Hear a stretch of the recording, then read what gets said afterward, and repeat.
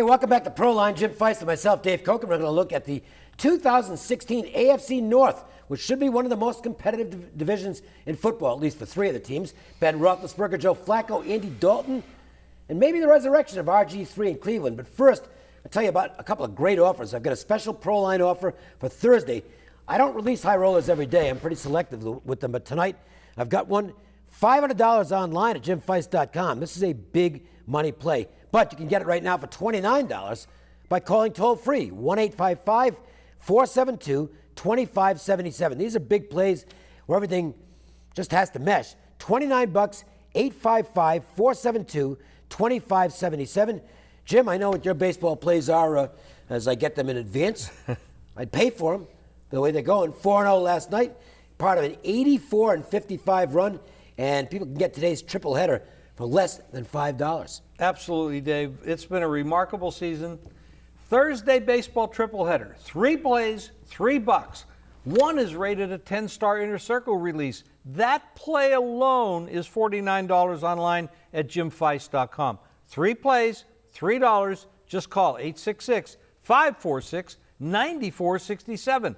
My clients who wager $100 a game in baseball are up $2,600. The guys that play $1,000, that's $26,000 for the season. I don't want the season to end. I hope it never ends. Let me show you how we can win together. 3 plays, $3. Call right now, 866-546-9467. Well, we had a couple of teams out of the AFC North that, let's just say it looked like one of them was going to go further than they did, and it looked like one of them was going to get sent home at the beginning, but Pittsburgh found a way, and so did Cincinnati, to flip that result at the end of the game.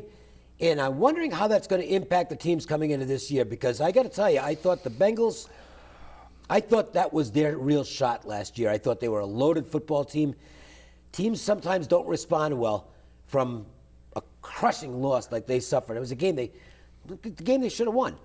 The Steelers, meanwhile, look like they're poised to make a big run this year.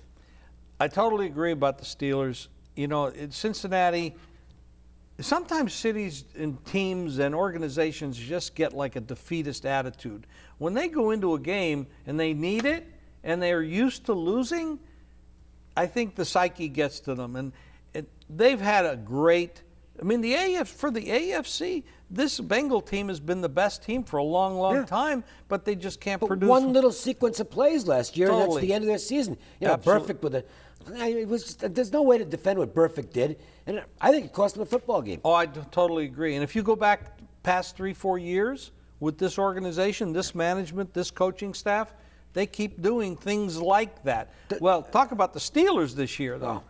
Well, this is the opposite. This is an organization that never seems to bottom out. They're always tough, and this year they look like they're strong. Injuries got them last year. They really were hurt by injuries. I hope that doesn't happen again this year. This is my choice to win the AFC this year, and I believe with the offseason moves that they made, the coaching staff that they have, the offense is just prolific, and they're going to score some points.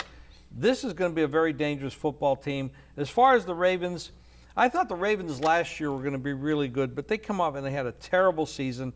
I don't think they're rebuilding well enough for this season, especially if the Bengals and the Steelers are healthy this year. I think the Ravens are going to have a hard time overcoming the win total for the season. And the Browns, well, the Browns are in contention. They're in contention with San Francisco for the worst team in football.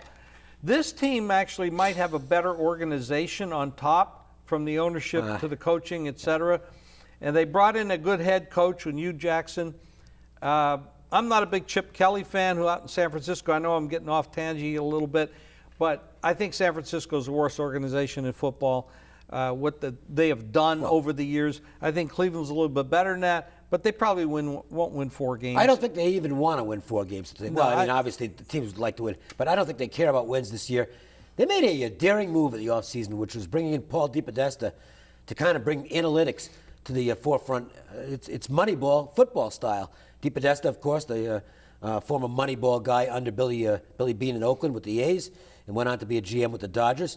And it'll be very interesting to see. I like what he's doing, which is really stockpiling draft choices. It's clear that he doesn't care about this year, and nor should he. because there's no way the Browns can contend this season. So, especially in that division. So I wouldn't sweat them at all. And I think the future is bright for them, though, in terms of what they're starting to do in terms of direction. The Ravens, the most interesting thing for me, as far as they're concerned, is Ronnie Stanley, the local kid, who was drafted 6th overall. I think he's going to be a great addition to their offensive line. Right off the bat, I think he's going to be a star in the NFL. But this team's got some holes. And I just don't think they're not as talented as the Bengals, and they're not as smooth as the Steelers. I think Pittsburgh's going to win this division, and I think it might be a fairly comfortable margin. I don't think that they're going to, there's no such thing as a runaway in the NFL, but I don't think this is going to be decided the last week of the season. How many spots would there be in the games against division rivals where Pittsburgh would be an underdog? Now, granted, if they go to the Bengals, they're going to be a dog at Cincinnati. But I don't see them being a dog at the Ravens. No, I don't either. Not off that. I mean, when I look at the first game of the season, they're going to Washington for a Monday night game. There's 2 Monday night games to open the season. They're a 3-point favorite, and it looks like it might actually go up to 3.5. So there's a team, Washington, who won their division.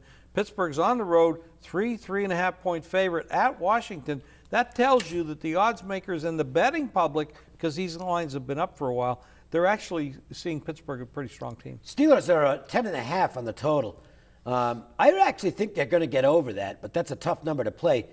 The interesting thing is the Bengals, I think the odds makers, or at least they're assessing that the public is going to have the same opinion I have, which is that this is a team that's going to go backwards this year. Cincinnati's only 9.5 is their total. That's not all that high for a team that you could argue was a player or two away from. Well, it's not they actually were a player or two away from having a really good chance to get to the Super Bowl. So, to me, that says that perception is that this team is going to go backwards this year. And I normally kind of like to go against public perception. I don't think I can here. I agree with it. I think the Bengals might drop back to around 500 this year, despite a wealth of talent. I sort of agree, but everybody in this division should get 2 wins when they go against the Browns. Yeah, the Browns win total's 4.5. Yeah, so they should win. So then if the Bengals can beat the Ravens once, that's 3. I haven't looked at their overall package for the whole season, who they play, and et cetera, et cetera. I think the Ravens have a lot of holes, just like you said. But but the interesting thing is, now here's one where the perception is that they're going to bounce back. They're 5-11 last year. The over and under is 8.5 on them. That's a big climb. It really is. That means you got to get 9. Yes, that means you got to be a serious playoff contender. Yeah. And their running game has really fallen off.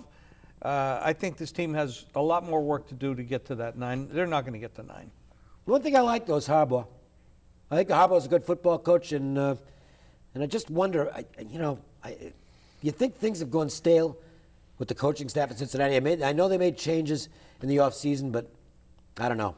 Just look at the wide receivers in Cincinnati right now. They got Mike Wallace, who's not been successful in the league, not that great. He's getting up there. And then Steve Smith, 37 years old. So, he was supposed to retire, and he decided to stay around. Yeah, the Ravens. Yeah, the Ravens. I thought you said the Bengals. Oh, the Bengals receivers are pretty good. Well, I like this.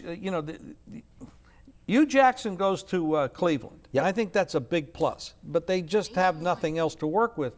But Zambese's the offensive coordinator at the Bengals. I think that's a fallout. When you lose a position coach like that, there's a lot of adjustments to be made. Everybody's got to adjust to this style. The only team that's really solid at this point going into the season is the Steelers. There you go. Yeah, I would agree with that. Yeah. Steelers first. I'll still put the Ravens, or the Steelers, the Bengals ahead of the Ravens and the Browns fourth, but I'm shaky on the second and third picks. Steelers, I'm convinced, will win the division. Sounds like you are as well. Hey, listen, Jim, viewers can get free plays every day from us right on their cell phone. It's about as easy as it gets. That's right.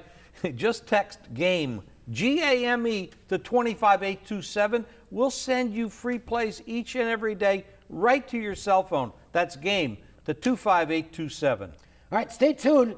Our next look is going to be at the NFC East. We had a surprise winner last year in a really competitive division. That's coming up next on ProLineTV.com.